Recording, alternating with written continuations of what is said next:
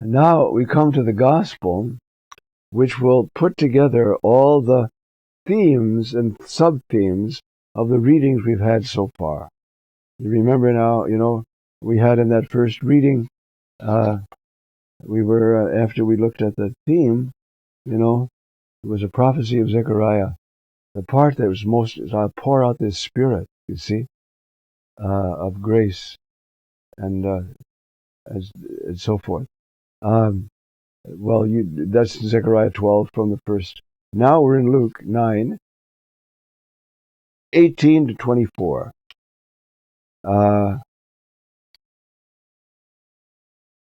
Once, this translation has, when Jesus was praying in solitude, and the disciples were with him, he asked them, "Who do the crowds say that I am?" They said in reply, "John the Baptist. Others, Elijah. Still others, one of the ancient prophets has arisen." And then he said to them, "But who do you say that I am?" And Peter said in reply, "The Christ of God, the Mashiach." Christ, as from Christos, is the Greek, anointed. Mashiach is the Hebrew, anointed, you see. He rebuked them and directed them not to tell this to anyone. There are some very interesting words, hard to figure out. You see, epithemisas, rebuked. He uses this word to rebuke demons. Luke does. Or he rebukes the storm. Now, why is he rebuking these guys? You see, there's always something for biblical scholars to write an article about. And there will be until the Lord comes back. I think he's seen to that. So, Augustine says, there are lots of places that are hard to understand, so we don't get the idea we got it all. Because we don't. Okay. So they said in reply, John the Baptist, others Elijah, still others, that one of the ancient prophets has arisen. Then he said to them, okay, but you, who do you say that I am? And I imagine all the guys were just quiet. Then Peter said, you are the Christ of God, or O Christos ou Theou, or that would be the Messiah of God, you see. He rebuked them and directed them not to tell this to anyone. And then he said, the Son of Man must suffer greatly and be rejected by the elders, the chief priests, and the scribes, and be killed, and on the third day be raised. And then he said to all, not just the disciples that are there, to all, if anyone wishes to come after me, he must deny himself and take up his cross daily and follow me. For whoever wishes to save his life will lose it, but whoever loses his life for my sake will save it. Now, this is a very Lucan account of this prediction and the reaction. This is where actually, and you can see it if you look at the Gospel, this is Luke 9, and this confrontation, or this, whatever you want to call it, you see, happens. We start on verse 18.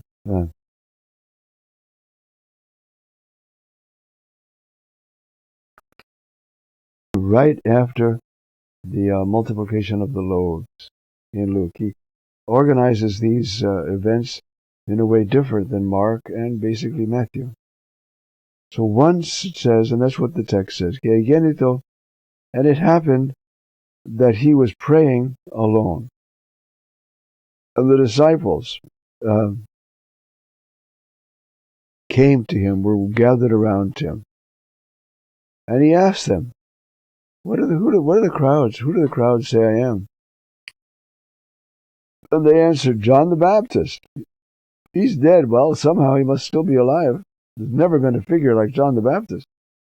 Or Elijah. You see, that's John the Baptist was Elijah. Elijah, or one of the ancient prophets has arisen. Couldn't possibly be a prophet in our day. It has to be somebody from the past. You see? Then he said to them, who do you say that I am? And Peter says, the Messiah of God. You're the one that's been promised since Abraham. You're the one all the prophets spoke about. Now, Peter, he's an enthusiastic fellow, but this is obviously a work of the Holy Spirit. To stand there and say, you are the one we have been waiting for almost 2,000 years.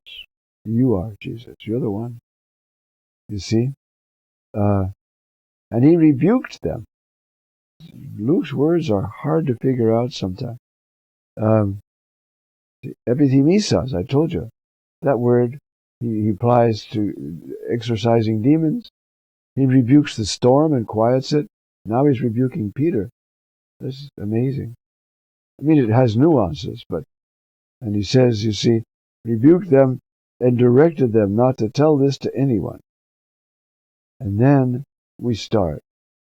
Now, in Matthew, if you remember at this point, Peter takes him aside and says, oh, far be it from you, Lord. Remember? He predicts his passion and resurrection.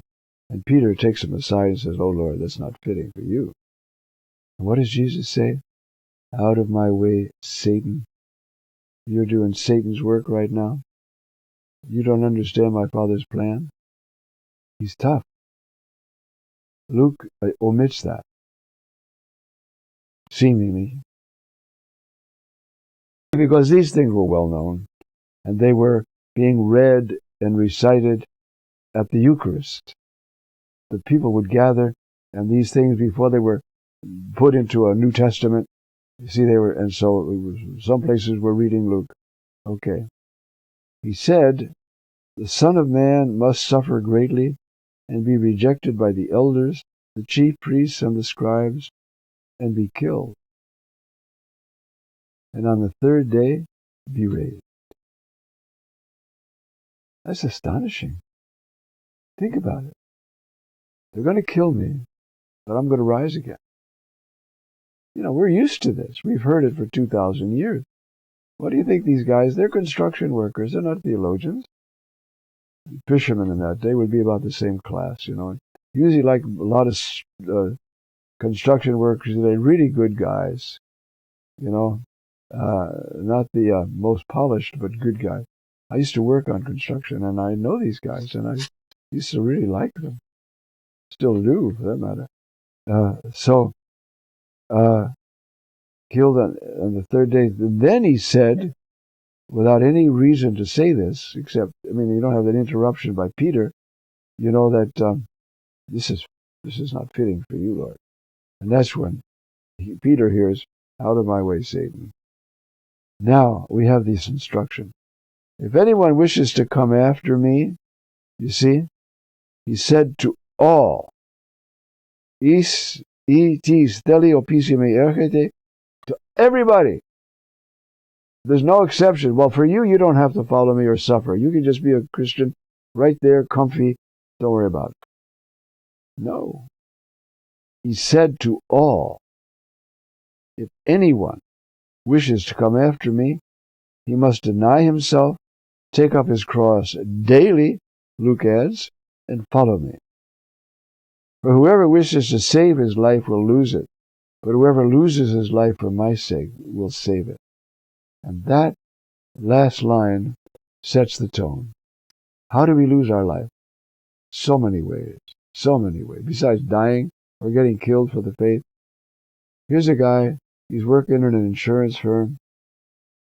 The boss says, you got to tweak some of these things. You got to, you know, we got to make a little more money out of these. He says, I can't do that. That's dishonest. You're fired. Okay. Then I'm following. You see? But whoever wishes to save his life will lose it. But he who loses his life will save it. Maybe not now, but for all eternity. The Lord is going to say, you remember that day when you told your boss you wouldn't? Well, I've never forgotten that. I've never forgotten that. And we can talk about it from time to time. We have eternity to talk about it. And so that's what he's saying, you see. If anyone wishes to come after me, he must deny himself and take up his cross daily and follow me. Now, what does that mean? What does it mean to follow him? It means to be a disciple. Now, I don't know why, but this is an instinct. St. Francis was preaching in a town in Umbria someplace. And when he got done, he had been so stirring that he's walked out of the town, and the whole town followed him. We're going to follow you. Leave everything, house, pots, everything. We're going to follow you. And then Francis said, that can't be right. You're supposed to take care of your kids, and that's when he invented the third order. You could be Franciscans and stay home. That's third order. The other, my brethren, they got to walk around with me and all, which is a great privilege. St. Francis was such a happy man. They tell stories about him taking 2 sticks and playing like a violin and singing and dancing as he walked through the woods. That's a pretty happy man. And so you see, he's saying here, whoever wishes to save his life will lose it. Whatever loses his life for my sake will save it. And so the guy who says, I can't do that, boss, and loses his job, I don't know whether he's going to get a double-paying job right away or but I know this, Jesus will never forget that. Never forget that. And when he dies and he sees the smile on Jesus' face, he's going to say, you remember that time your boss told you and you would rather quit and risk, and you did? I remember that. I remember that. Come. And he gives him a big hug and says, now it's my turn, You know that song, For Me I Will Press On, in running the race? And it goes on like that. It's a beautiful song. I love that song. I'm going to do what I can and hope I don't bungle it too badly. So I'll hear Jesus say, come on in. You weren't great, but you were good enough. Come in. So that's what this is all about. And it's the prediction of the Passion. And that there you see why the first reading and my treatment on it is about redemptive suffering. Jesus, you see, in the act of love in which he died, carried suffering that would crush any other human being. And he offered it all to God the Father. And he grew. And the whole world was there, joined to him. And all who want to be with the Father forever, they just have to accept that gift and join him. That's all they got to do. And then try, because you get overwhelmed after a while with how much the Lord loves. And you want to keep doing stuff for him and obeying him more and more. It's disastrous all the time. We're so far behind what we ought to be. But at least we can try.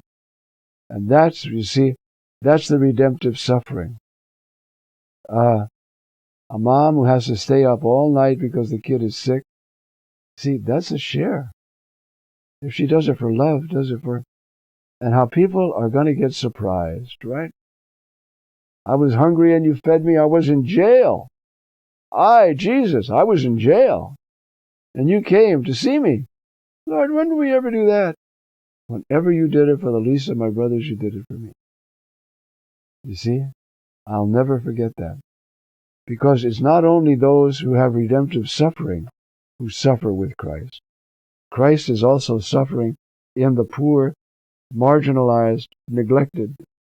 In fact, there's a line in one of St. Augustine's homilies where he says, I am radiant, I am glorious, I am here in heaven, but I promise you I still suffer with all the poor, I still suffer with all the neglected, I still suffer with the orphans. That has not changed a bit. So if we alleviate that, we alleviate the sufferings of Christ. Amen.